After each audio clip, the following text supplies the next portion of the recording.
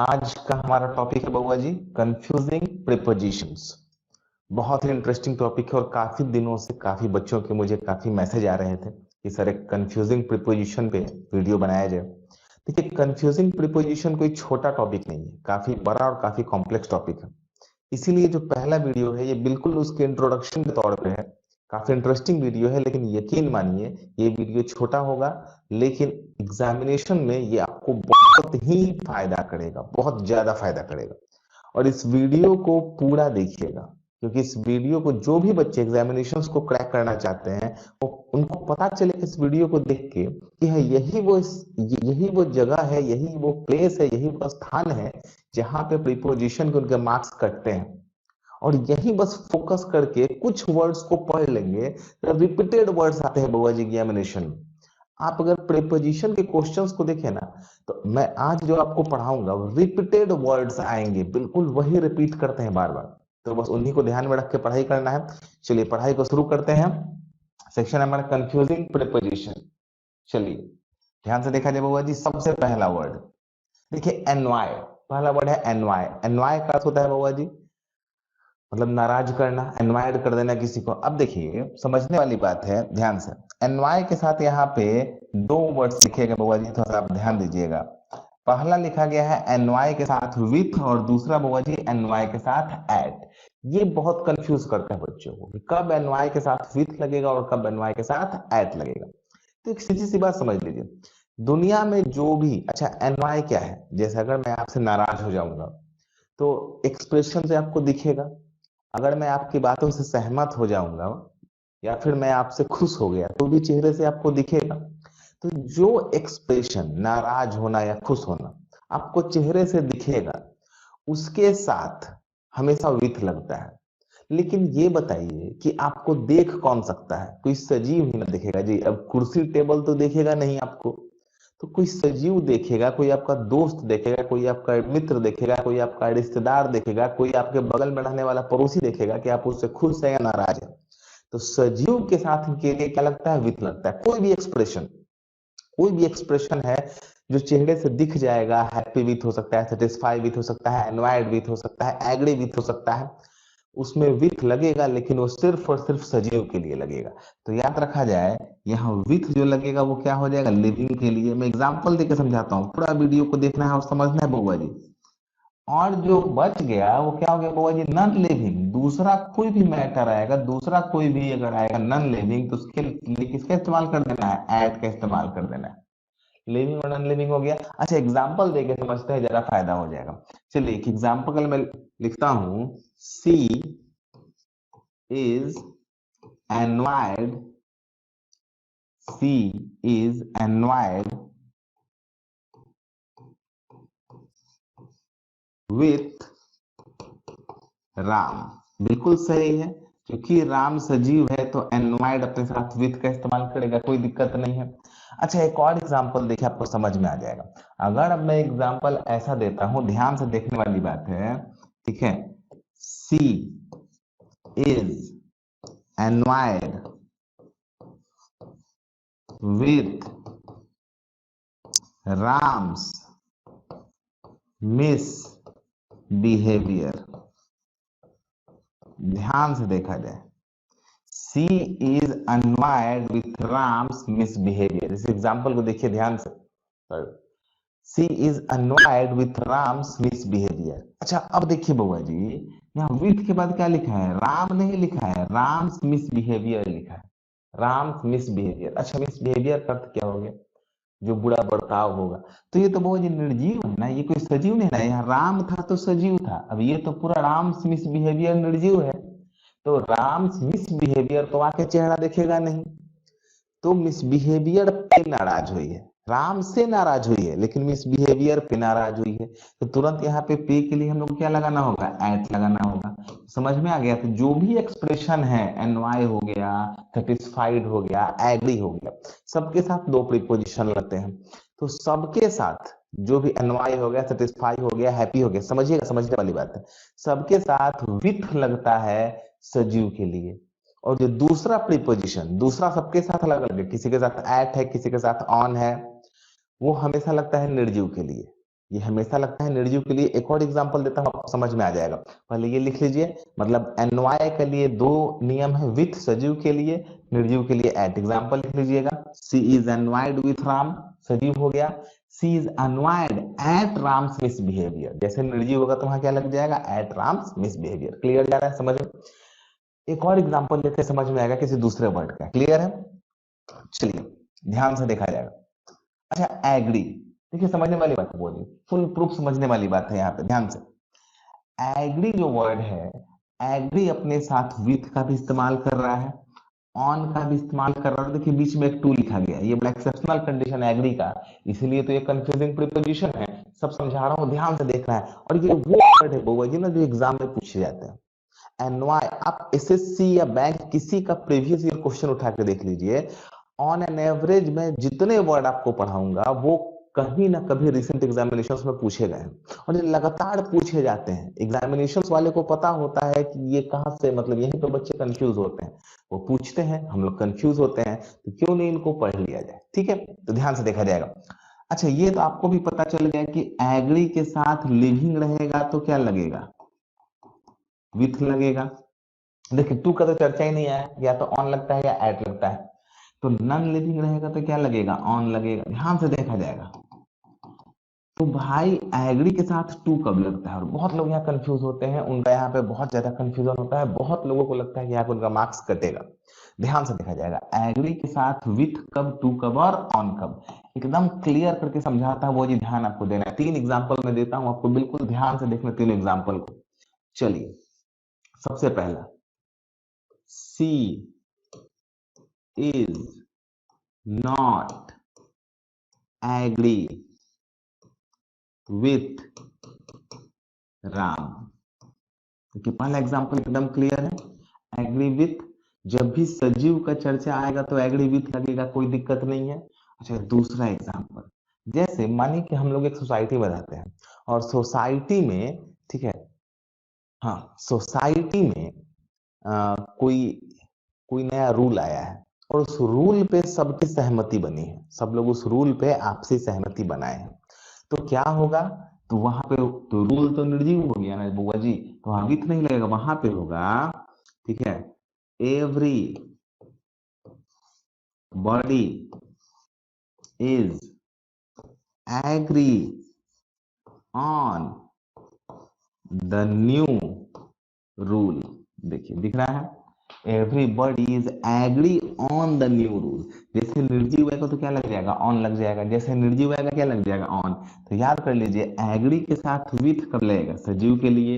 Agree के साथ on कब लगेगा, निर्जीव के लिए। कुछ भी निर्जीव रहेगा, कुछ भी निर्जीव रहेगा।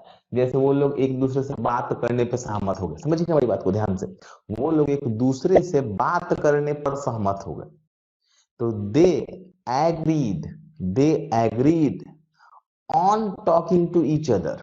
क्योंकि टॉकिंग, बात करना, ये कोई सजीव नहीं है। मुझे विथ के बाद सजीव चाहिए। अगर ऑन आ गया तो ऑन के बाद मुझे कोई भी सजीव नहीं चाहिए, निर्जीव से काम चल जाएगा।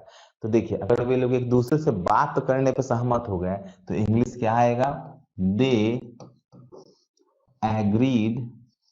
अच्छा हम इतना मेहनत क्यों कर रहे हैं, हम तो इस बोर्ड को टर्न कर ही सकते हैं। ठीक है, यहाँ ध्यान से देखा जाए बाबा जी, हाँ, दे agreed on talking to each other। देखिए तो बउआ जी ध्यान से ये एग्जाम्पल, ऑन लगाना, ऑन के बाद टॉकिंग आया, टॉकिंग कोई सजीव तो नहीं है, टॉकिंग सजीव नहीं है तो किसका प्रयोग होगा, ऑन का प्रयोग होगा। क्योंकि विथ का प्रयोग यहाँ कर दीजिएगा तो गलत हो जाएगा। तो सीधे तौर पे याद कर लीजिएगा कि एग्री के साथ विथ तभी लगेगा जब उसके बाद कोई ना कोई सजीव रहेगा। तो अगर एग्री के बाद सजीव नहीं है क्या लगेगा, ऑन। तो दो वर्ड आपको याद हो जाएगा, एनवाई के साथ विथ और एट था, एग्री के साथ विथ और ऑन है। ठीक है, विथ और ऑन। तो भाई एग्री टू कहाँ लगेगा, और ये बच्चों को परेशान कर देता है। वो लोग एग्री टू देखते हैं और वो लोग काट देते हैं, उनको लगता है कि एग्री के साथ तो वो ही लगेगा ना, या तो एग्री विथ होगा या एग्री ऑन होगा, एग्री टू कहाँ से आ गया। ये बहुत ही आसान सा चीज है बउआ जी, एकदम आसान सा चीज है। थोड़ा सा ध्यान से देखिएगा, ये वर्ड है व्यू। व्यू ये हमेशा टू का प्रयोग करता है एग्री के साथ। जैसे जैसे सी वाज एग्री विथ या on all my views but her father didn't. ध्यान से देखा जाए, इस लाइन में बहुत लोगों को लगता है कि अच्छा ठीक है कि यहाँ पे ऑन है, बहुत लोगों को लगता है कि एग्री विथ या ऑन है तो आगे क्या लिखा है ऑल माई व्यू, व्यू तो निर्जीव है तो ऑन वो लगा देंगे, वहीं उनका नंबर कट जाएगा। व्यू के लिए सिर्फ और सिर्फ एग्री टू लगता है, ना तो एग्री विथ लगेगा, ना ही बउआ जी एग्री, ना तो एग्री विथ लगेगा, ना ही बउआ जी एग्री ऑन लगेगा। यहाँ सही क्या होगा, यहाँ होगा एग्री टू। तो याद रख लीजिएगा, जब एग्री के बाद व्यू वर्ड आएगा तो एग्री टू व्यू होता है। Agree to my view, your view या किसी के व्यू में एग्री टू का इस्तेमाल करते हैं। क्लियर, समझ में आ रहा है? ध्यान से देखना। तो एग्री के लिए तीन condition, general condition agree with या एग्री ऑन ही होता है, लेकिन अगर व्यू वर्ड आ जाएगा, विचार की बात आ जाएगी, तो विचार के लिए एग्री टू का प्रयोग होता है। तो क्लियर है? और ये चीज तो समझ गए कि अच्छा हैप्पी विथ भी हो सकता है, ठीक है, लेकिन अगर आगे सजीव नहीं रहेगा तो हैप्पी विथ नहीं होगा, ठीक है। जैसे I am happy with you, you तो कोई ना कोई सजीव ही होगा, लेकिन I am happy with your behaviour, यहाँ पे दिक्कत है, हैप्पी विथ योर बिहेवियर नहीं होगा, वहां पे ये गलत हो जाएगा। समझ में आ रहा है ना? तो जो एक्सप्रेशन है एग्री हो गया, हैप्पी हो गया, एनवाय हो गया, इसमें विथ तभी लगता है जब आगे कोई सजीव होता है, सजीव नहीं होगा तो विथ का प्रयोग नहीं होगा, ऑन लगता है या एट लगता है। क्लियर है?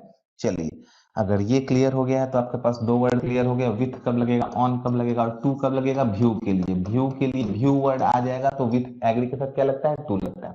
क्लियर है? चलिए, अब आते हैं अगले वर्ड पे। वर्ड्स को ध्यान से देखिए, बड़ा लफड़ेबाज वर्ड है वो आंसर। बहुत बार ये क्वेश्चन पूछा गया है और बहुत बार बच्चों का ये गलत होता है। 2 मिनट के लिए ध्यान यहाँ देना है, आपको लाइफ टाइम याद हो जाएगा, समझिएगा। देखिए आंसर के लिए क्या क्या लफड़ा है। पहला तो लफड़ा है कि आंसर के बाद नो प्रीपोजिशन, सॉरी, पहला तो लफड़ा है कि आंसर के बाद बउआ जी होता है नो प्रीपोजिशन, कोई प्रीपोजिशन ही नहीं लगेगा। दूसरा होता है आंसर के बाद फॉर लगता है। तीसरा बउआ जी आंसर के बाद टू लगता है। बात को समझिएगा ध्यान से, आंसर टू भी होता है, आंसर फॉर भी होता है और आंसर के बाद नो प्रीपोजिशन भी होता है। पहले ध्यान से देख लीजिए कैसे चीज आपको समझ में आएगा, एकदम इजीली समझिएगा। पहले इसको ऐसे लिख लीजिए। अब चलिए ध्यान से देखा जाए, समझिएगा। आंसर के बाद टू कब लगेगा, जब कोई लिविंग रहेगा, जब कोई लिविंग रहेगा, या जब आंसर नाउन के रूप में रहेगा, ठीक है। जब कोई नॉन लिविंग रहेगा तो नो प्रीपोजिशन लगेगा। और आंसर फॉर का अर्थ होता है एक्सप्लेनेशन देना। समझाता हूं, सबको समझिएगा, ध्यान से समझिएगा, एकदम इजीली समझिएगा, इसमें कोई टेंशन नहीं होगा। पहले इसको लिख लीजिए। चलिए एग्जांपल्स के साथ समझते हैं, आपको समझ में आ जाएगा। सबसे पहले एग्जांपल लिखता हूं, सी डिड नॉट आंसर मी। ये गलत है कि सही है बउआ जी? तो ये सजीव है ना, और यहाँ पे देखिए सी सब्जेक्ट है, डिड नॉट हेल्पिंग वर्ब है, आंसर क्या है, मेन वर्ब है। मेन वर्ब है तो यहाँ पे मी तो सजीव है ना, लिविंग है ना, तो ये लाइन हो गया बउआ जी आपका गलत। ये लाइन हो गया बउआ जी आपका गलत। यहाँ पे क्या होना चाहिए था, she did not answer to me. अब ये सही होगा, क्योंकि कभी भी आंसर के बाद अगर कोई सजीव आएगा तो वो टू का प्रयोग करता है, ध्यान से देखा जाएगा। लेकिन अगर इस सेंटेंस में ऐसा लिखता हूं बउआ जी, ठीक है, she did not answer the question. अब देखिए बउआ जी, she did not answer the question, यहाँ पे आंसर के बाद क्या है, निर्जीव है, तो कोई प्रीपोजिशन देने की आवश्यकता नहीं है। समझ में आ रहा है? तो देखिए नो प्रीपोजिशन हो गया नॉन लिविंग में, और टू हो गया लिविंग में सेटिस्फाइड हो गया। अब देखिए जब आंसर नाउन होगा तो लिविंग हो या नॉन लिविंग हो उसको कोई मतलब नहीं है, लिविंग हो या नॉन लिविंग उसको कोई मतलब नहीं है, दोनों में टू लेता है। जैसे एग्जांपल मैं आपको देकर समझाता हूं, समझिएगा। She did not give answer to the question. दिख रहा है बउआ जी? इस लाइन में देखिए बहुत समझने वाली बात है। सी सब्जेक्ट है, डीड क्या है, हेल्पिंग वर्ब है, गिव क्या हो गया, मेन वर्ब, मेन वर्ब के बाद आंसर क्या हो गया, ऑब्जेक्ट हो गया। ऑब्जेक्ट क्या होता है, नाउन या प्रोनाउन होता है। अब आगे निर्जीव है तो भी यहाँ क्या लगा है, टू लगा है। तो बउआ जी याद कर लीजिएगा कि ये जो वर्ड है आंसर, ये जो वर्ड है आंसर, आंसर का अगर नाउन हो गया तो 100% इसके बाद लिविंग हो या नॉन लिविंग हो दोनों में इसको टू लेना है और 100% लेना है। आंसर अगर नाउन हो गया तो इसको टू लेना है और 100% इसको टू लेना है, लिविंग हो या नॉन लिविंग हो। दिख रहा है सामने से एकदम। लेकिन अगर ये वर्ब है तो लिविंग रहेगा तो टू लेगा और नॉन लिविंग रहेगा तो ये कोई प्रीपोजिशन नहीं लेगा। एकदम बहुत इंपॉर्टेंट बात है, ध्यान से इसको गांठ बांध लीजिए, इसको क्वेश्चन आएगा। अब सवाल होता है तो आंसर फॉर क्या होता है, तो मैं आपको एग्जांपल देकर समझाता हूं, आपको समझ में आ जाएगा। सेंटेंस लिख लीजिएगा, you have to answer for your misdeeds. मतलब आपको अपनी गलतियों के बारे में एक्सप्लेनेशन देना होगा, एक्सप्लेनेशन देना, एक्सप्लेन करना, गलतियों के बारे में एक्सप्लेन करने को। इसका एक और फ्रेजल वर्ब होता है बउआ जी, आपको याद होगा, अकाउंट फॉर। बहुत लोग याद कर लेते, याद कर लीजिएगा, अकाउंट के बाद फॉर आता है, फिक्स है। तो आंसर फॉर या अकाउंट फॉर का एक ही बात होता है, एक ही अर्थ होता है दोनों का, एक्सप्लेनेशन देना, उस चीज के बारे में एक्सप्लेनेशन देना, अपना पक्ष रखना, उसको क्या कहते हैं, आंसर फॉर। तो जब भी आपको अपने गलतियों के बारे में बतलाना होगा, हम लोग को समझाना होगा गलतियां क्यों की गई, ऐसा सेंस आएगा तो आंसर फॉर होता है। ऐसे जवाब, जब इसका अर्थ जवाब होता है, जवाब आंसर का अर्थ होता है जवाब, तो जवाब के बाद सजीव रहेगा तो टू लगेगा, निर्जीव रहेगा तो नो प्रीपोजिशन। लेकिन अगर आंसर नाउन है तो सजीव या निर्जीव वो हमेशा क्या लेगा, टू लेगा। क्लियर हो गया? तो तीन वर्ड हमारे पास क्लियर हो गए, एनवायड क्लियर हो गया, एनवाय एग्री क्लियर हो गया और आंसर क्लियर हो गया। बड़ा कॉम्प्लेक्स नियम है तीनों का, ध्यान से वीडियो को देखेंगे और एक एक पॉइंट को लिखते चलेंगे ना बाबा जी, तब समझ में आएगा। और ये सब डायरेक्ट एग्जाम में पूछे जाते हैं, तो थोड़ा सा इस पर ध्यान देने की आवश्यकता है। बिल्कुल एग्जाम में पूछे जाते हैं, आप रैंडम कोई भी सेट निकाल के देख लीजिए, ये सारे सवाल पूछे गए हैं। चलिए अगले अगले वर्ड पे आया जाए। अगला वर्ड हमारे पास बुआ जी एफिलिएटेड। ये बुआ जी धड़ल्ले से पूछा गया है और ये बहुत गलत होता है, एक्सट्रीम गलत होता है। 100 में से 99 लोग से आप पूछ लीजिए कि एफिलिएटेड के बाद क्या लगता है, वो बोलेंगे टू लगता है, सीधे याद कर लेंगे टू लगता है। फिर वही नियम, एफिलिएटेड टू कब लगता है बुआ जी, एफिलिएटेड टू लगता है जब किसी बोर्ड या यूनिवर्सिटी की बात होती है, यूनिवर्सिटी की बात होगी या किसी बोर्ड की बात होगी तो एफिलिएटेड टू का इस्तेमाल होगा, ध्यान से देखा जाएगा। लेकिन जब किसी सजीव का बात होगा, किसी सजीव का बात होगा या किसी पार्टी का बात होगा, किसी पॉलिटिकल पार्टी का बात होगा तो एफिलिएटेड के साथ विथ का प्रयोग होता है। कैमरा एंगल सही है, ओ सॉरी, हो रिकॉर्डिंग दे, बड़ा एंगल कैसे खराब हो जाता है। सही है, चलो वेरी गुड, नहीं सॉरी सॉरी सॉरी, डिस्टर्बेंस हो गया था बुआ जी। हम देखिए ध्यान से, तो अगर लिविंग या कोई पार्टी रहेगा तो एफिलिएटेड के साथ विथ लगता है, यूनिवर्सिटी या बोर्ड रहेगा तो टू लगता है। एकदम लिख लीजिए, बहुत इंपॉर्टेंट है। लोग इसको एफिलिएटेड विथ काट के आ जाते हैं, उनका नंबर कट जाता है। याद हो गया है लोगों को, एफिलिएटेड टू होता है। अब ध्यान से इसका देखिए, मैं आपको एग्जाम्पल देकर समझाता हूँ, आपको समझ में आएगा। ध्यान से, अगर सेंटेंस ऐसा लिखा हुआ है, देखिए एग्जांपल्स बहुत इंपॉर्टेंट और ये सब बड़ा इंपॉर्टेंट, मैं जो आपको ये पढ़ा रहा हूँ ना बुआ जी, ये पूरा गूढ़ है, निचोड़, एकदम निचोड़ आपको मैं दे रहा हूँ। मतलब काफी कुछ अध्ययन करने के बाद, प्रीवियस ईयर क्वेश्चंस को देखने के बाद, ये वो पॉइंट्स जो एग्जामिनेशन में पूछे जाते हैं। तो अगर इसको आप कंसिस्टेंट रिवाइज कर रहे हैं या इसको पढ़ रहे हैं तो ये बहुत फायदा करेगा एग्जामिनेशन पॉइंट ऑफ व्यू से। देखिए नॉलेज पॉइंट ऑफ व्यू से भी और एग्जामिनेशन पॉइंट ऑफ व्यू से भी, दोनों पॉइंट ऑफ व्यू से पढ़ाई करेंगे तब जाकर रिजल्ट आएगा। ठीक है, तो ये वो पॉइंट है जो सीधे एग्जामिनेशन में आपसे पूछे जाएंगे और कहीं ना कहीं आपका 10 वर्ड पढ़ के आप 2 नंबर बढ़ा लीजिएगा। तो ये बहुत फायदेमंद चीज है, पूरे वीडियो को देखिए। और जो लोग सब्सक्राइब नहीं किए हैं चैनल को, प्लीज सब्सक्राइब कीजिए, और जिनको वीडियो अच्छा लग रहा है वो लोग प्लीज शेयर कीजिए। शुरू में बोलना भूल गए थे तो सोचे कि अभी बोल दें। चलिए ध्यान से देखा जाएगा, एग्जाम्पल समझिएगा। जैसे मैं अगर लिखता हूं एन कॉलेज इज एफिलिएटेड, तो यहाँ पे टू लगेगा, to the Magadh university, to the Magadh university. ध्यान से देखा जाए, जो यहाँ पे एन कॉलेज है पटना में, वो मगध यूनिवर्सिटी से एफिलिएटेड है। तो जब किसी बोर्ड या यूनिवर्सिटी की बात होगी तो आपको एफिलिएटेड के बाद टू लगाना होगा, इसमें कोई दो राय नहीं है। लेकिन लेकिन अगर सजीव का बात होने लगेगा बउआ जी, तो आपको लिखना होगा the communist party of India, ध्यान से देखा जाएगा, is affiliated with the communist party, the communist party of China. ध्यान से देखिएगा बउआ जी, यहाँ पे एफिलिएटेड के बाद क्या लगा, विथ लगा, क्योंकि पार्टी का बात हो रहा था।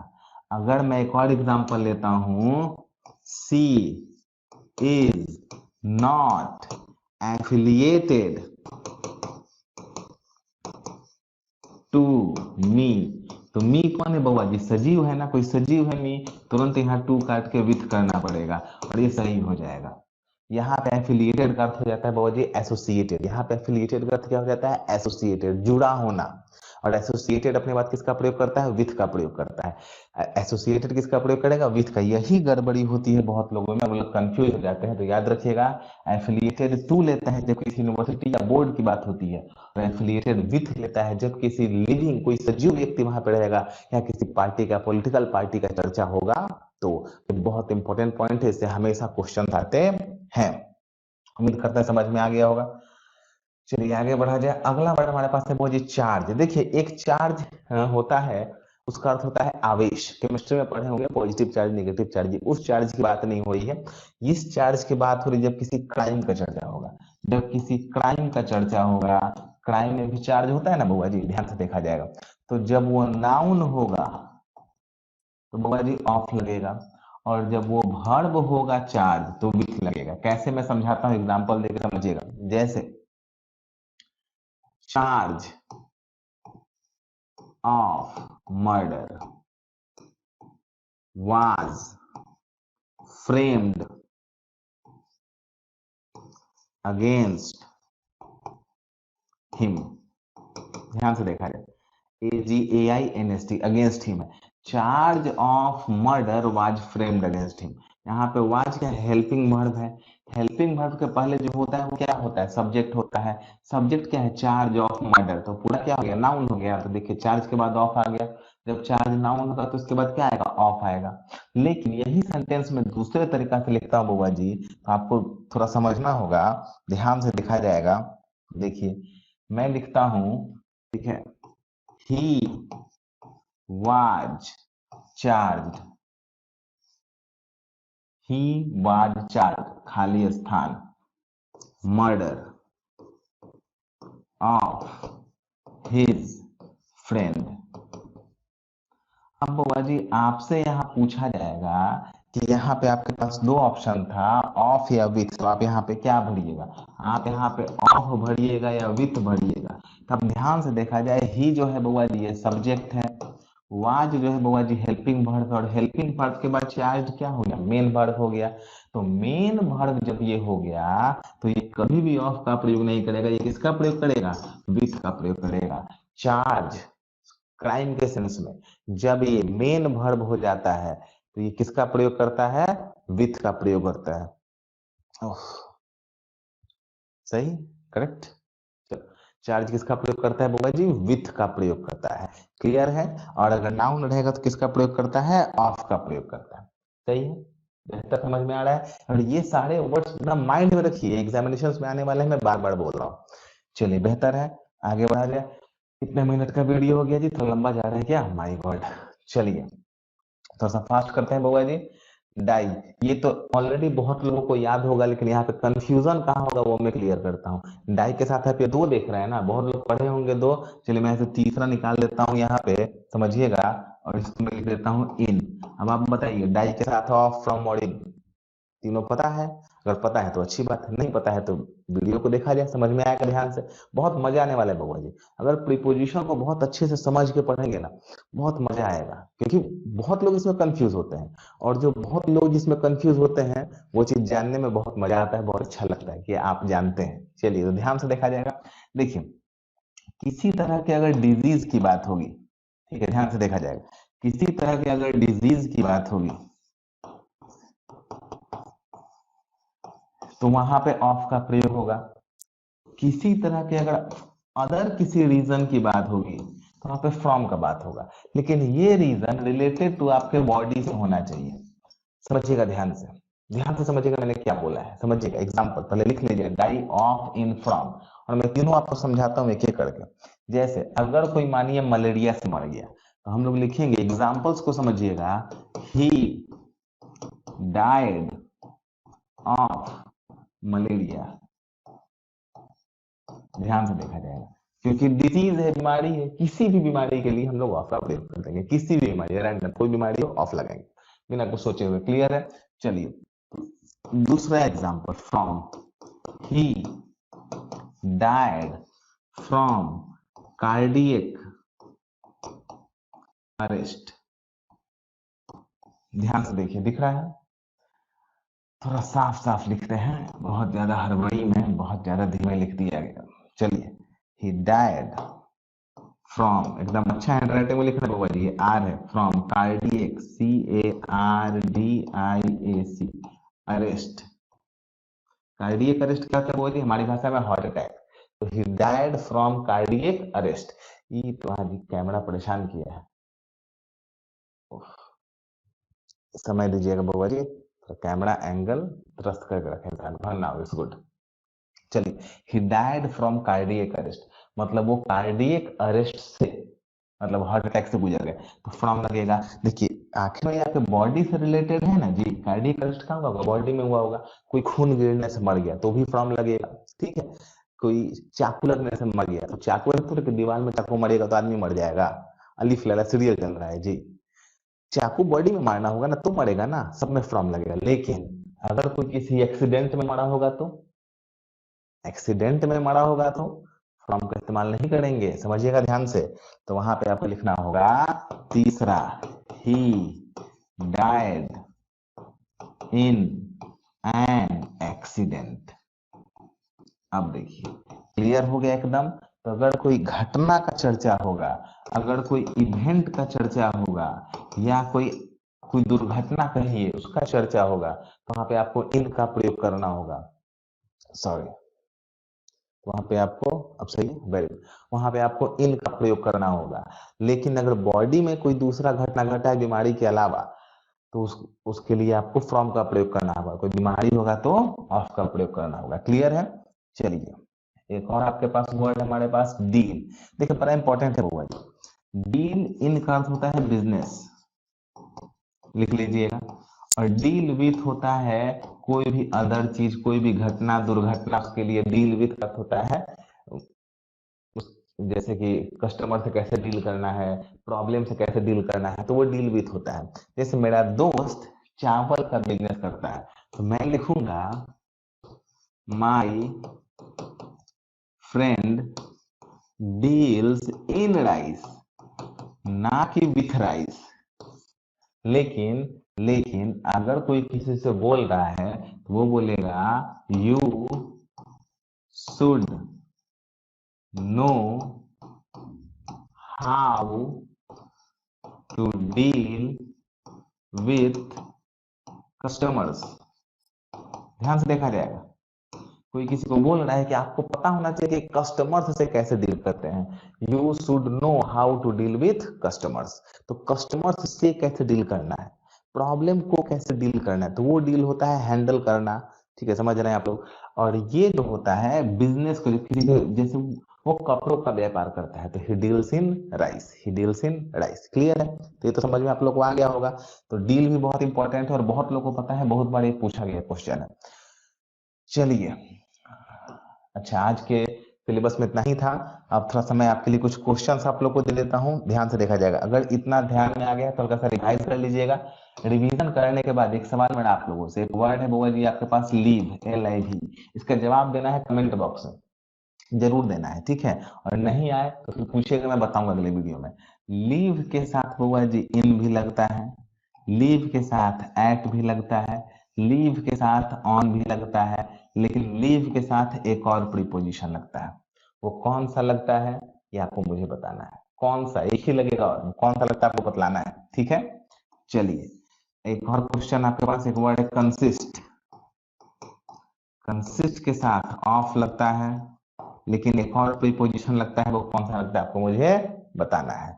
तो ये दो प्रीपोजिशन का आपको मुझे जवाब देना है कि लीव के साथ चौथा प्रीपोजिशन कौन सा लगेगा और कंसिस्ट के साथ दूसरा प्रीपोजिशन कौन सा लगेगा।